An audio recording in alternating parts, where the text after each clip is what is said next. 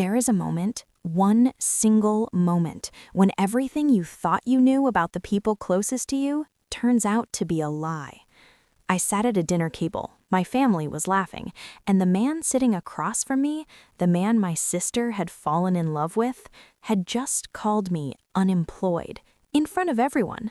My dad nodded like he agreed, my mom didn't say a word, and my sister, she looked away.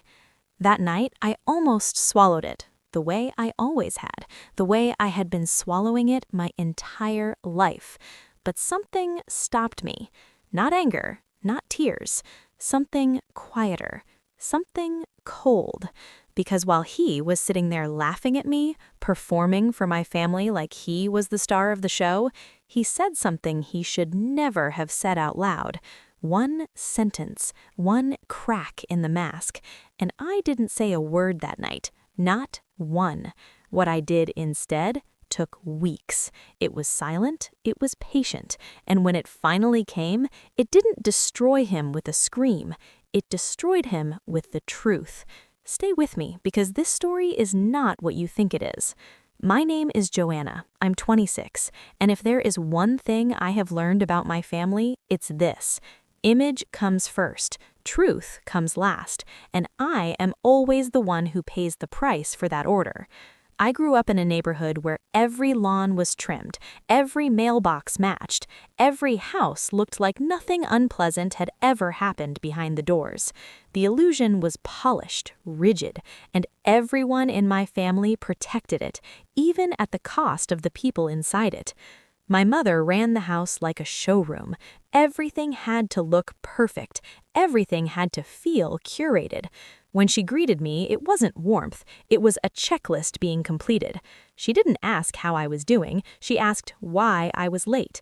My father was the same, just quieter about it. A nod when I walked in, no smile, no glad you're here, just the bare minimum effort to avoid being rude. And my sister had always lived inside the version of our family that everyone else saw, the polished version, the version that made people say, "What a lovely family." I loved her, but she had never once chosen me over the image, not once. So when the dinner invitation came, a quiet Sunday evening at my parents' house, I didn't expect anything different. What I didn't expect was him. His name was Evan Carter, my sister's new boyfriend, and the moment he walked through that door, I watched my entire family change. My mother straightened her posture, my father put down his mail, my sister beamed like she had brought home a trophy. Evan moved through the room with a confidence that felt rehearsed, like he had practiced being impressive, like every word out of his mouth had been pre-written for maximum effect. And my family bought every single word. He talked about his job, his connections, his projects, and they listened like he was the most fascinating person they had ever met. I sat quietly, I ate my food, I watched, and I noticed something small, something most people would have missed entirely. But I didn't miss it, not for a second. The dinner started the way every family dinner always started in my house. Everyone talked around me, not with me, around me. My mother asked Evan about his week, laughing too loudly at jokes that weren't funny. My father encouraged him to keep talking, nodding along like every word was gold. And I sat there, invisible, the way I had been invisible my entire life at that table. Then the moment came. It always came. It wasn't sudden, it never was. My family had a way of turning me into the subject of conversation without it ever feeling like an attack. They called it checking in, but what they really meant was, give us something we can judge. Evan turned to me. He had this look, the kind of look people give you when they think they already know everything about you after 5 minutes. He asked about my work, casually. Friendly even, but underneath that friendly tone was something else, a calculation, an expectation that I would say something that proved he was right about me. I answered simply. I offered nothing extra, and the table shifted. My mother moved in her seat, my father's jaw tightened. My sister suddenly found her fork very interesting. Nobody said anything, but the silence said everything. Evan took that silence as an invitation. He leaned back, relaxed, and he started talking not to me, to the table, to my parents, to the version of this dinner he wanted everyone to remember.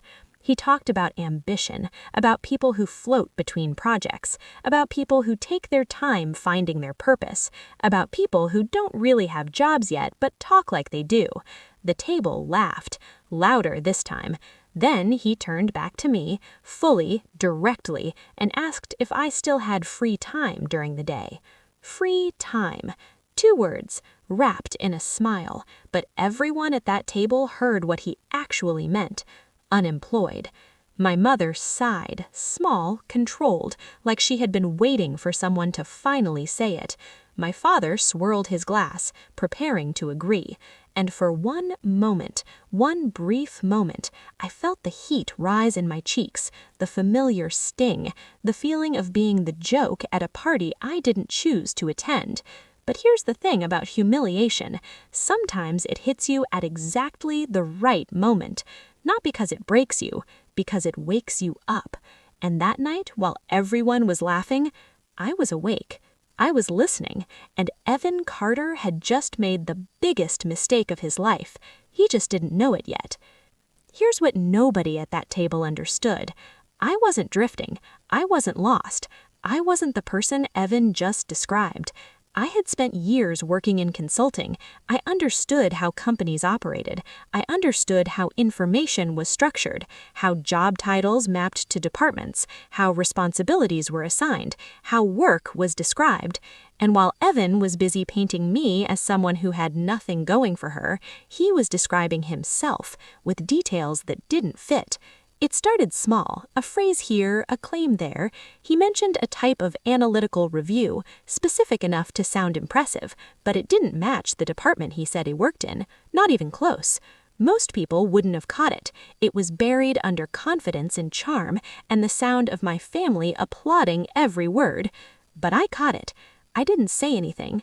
I didn't react. I just filed it away, quietly, carefully, the way you file away a detail you know you'll need later. Then came the next one. He talked about meetings with executives, about strategies, about responsibilities that sounded important, but when you actually listened, the pieces didn't connect. They were fragments pulled from different roles, different companies, stitched together into something that sounded whole, but wasn't. By the time dessert was served, the table was fully committed to the version of Evan he had built for them. Smart, successful, stable, everything my family wanted, everything they wished I was. But underneath that version, beneath every polished sentence, I had seen something, a pattern, details that didn't align, descriptions that contradicted each other, claims that felt rehearsed rather than real. His story wasn't airtight, and I knew even before I started looking that if I pulled on the right thread, the whole thing would unravel. I drove home that night with the familiar tightness in my chest, but for the first time in a long time, it wasn't from shame. It was focus. Cold, quiet focus, and it didn't go away. I didn't do anything reckless. I didn't call my sister, I didn't confront Evan, I didn't post anything, I didn't tell a single person what I was thinking. I started with the simplest step. Research. I looked for public information, employment records, company structures, leadership names, published projects. Nothing invasive. Everything available to anyone willing to actually look. On paper, everything matched the image Evan had built, but the details he used at dinner, the specific claims he made in front of my family, they didn't appear anywhere. Not in job descriptions, not in team structures, not in any public record of the company he worked for. They were pieces borrowed from different roles, different divisions, stitched together into a persona. I gave him the benefit of the doubt at first. Maybe he worked on cross-functional projects. Maybe his role wasn't listed publicly. Maybe he just exaggerated a little, the way people do. But the more I looked, the more the gaps widened. So I reached out to someone I knew, someone I had worked with before on a contract. I didn't mention names, I didn't explain the situation, I simply asked a general question about how workflow operated in a specific division of Evan's company. The answer came back the same day, clear, detailed, and completely incompatible with anything Evan had said at dinner. That was when curiosity became something sharper. Resolve. I contacted someone else, someone I trusted to look into things quietly, someone who could find information without drawing attention. His name was Alex. I kept it professional, just a name, a company, a few careful questions. Alex didn't ask why, he just got to work. What he found came back in pieces, each one heavier than the last. First, Evan's name appeared on public filings linked to a small consulting company, one registered out of a virtual office. No website, no staff, no project history. It existed on paper, and nowhere else. Then, small deposits flowing to that company, irregular, spaced out over months, coming from personal accounts under different names. No invoices, no contracts, no sign of any real business activity, just money, moving quietly. And then the final piece. Alex found posts from nearly 2 years ago on a forum where people discussed private investment opportunities. A profile matching Evan's writing style appeared repeatedly, promoting a project using impressive language. Some people praised him, others questioned him. One person said they had lost a significant amount of money. I sat with all of it for a long time. I didn't feel angry, not really. I felt something quieter than anger. I felt clarity.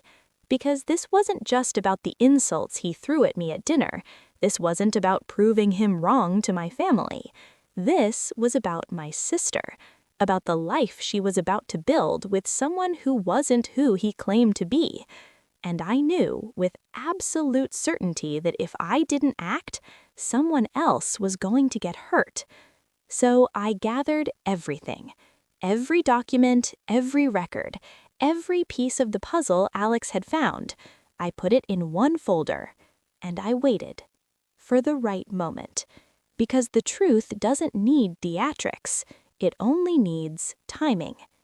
The wedding invitation arrived in a cream envelope with gold lettering, my sister's name, Evan's name, a date, a venue, a celebration of new beginnings. I RSVP'd the next day, marked attending, and said nothing to anyone. The weeks before the wedding were quiet. My parents didn't check in, my sister didn't text. They moved forward as if the dinner had never happened, as if the distance between us was natural rather than something they had built. I didn't mind the silence. It gave me time to think, time to prepare. The wedding morning was overcast. Gray sky over a vineyard decorated in white and gold. Guests arrived in clusters, adjusting suits, laughing lightly, performing their own versions of a perfect day. I walked in alone, carrying a small clutch. The folder was inside. The ceremony was beautiful. My sister looked radiant, hopeful. She had no idea. Evan stood at the altar with his practiced smile, confident, polished, exactly the version of himself he wanted the world to see. Vows were exchanged, rings placed, cameras flashed, and then came the reception.